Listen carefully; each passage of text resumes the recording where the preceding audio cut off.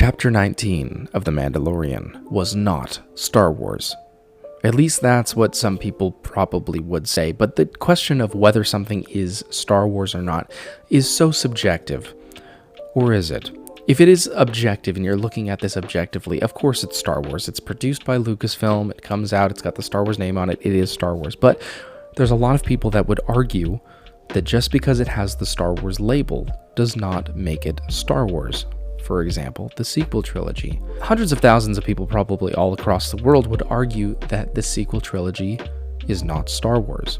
And so I get it why people were upset with this last episode of The Mandalorian when, first off, it delved away from the Mandalorian main storyline that we've been following the past 2 episodes for a good chunk of this episode. But also seemingly there was a lot of unnecessary things thrown in. The glowing ice cream, the touching of the Coruscant surface, the whole going and getting the kit thing and melting his mind. It just seemed like a bunny trail away from what people wanted to see out of this show. But is that a bad thing?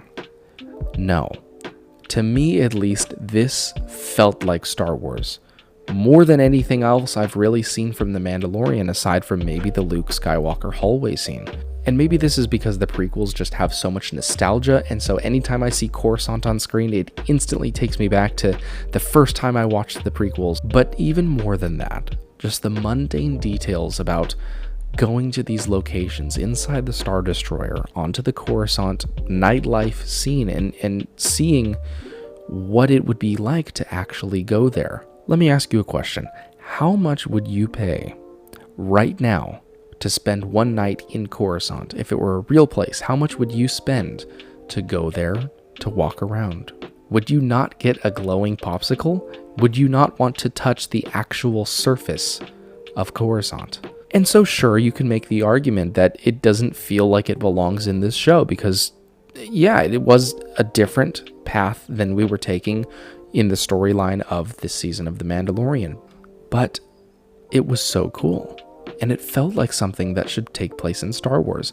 Maybe the TED Talk was not what you wanted in this episode, but for a doctor to go through the amnesty program and be reformed and rehabilitated from an imperial scientist to now working for the New Republic, he probably would give lectures like that. If you lived in Coruscant, would you not want to go to that and find that interesting?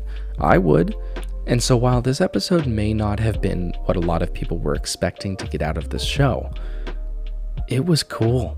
It made me feel like this was real, like it was a real place and I could go there. And the world building, as you know, is the most important thing in Star Wars for me. And it checked those boxes. So I get the criticisms, but I loved it. It felt like Star Wars. Let me know if it felt like Star Wars to you. Thank you very much for watching. May the stash be with you, and I will see you wherever I happen to see you in the galaxy.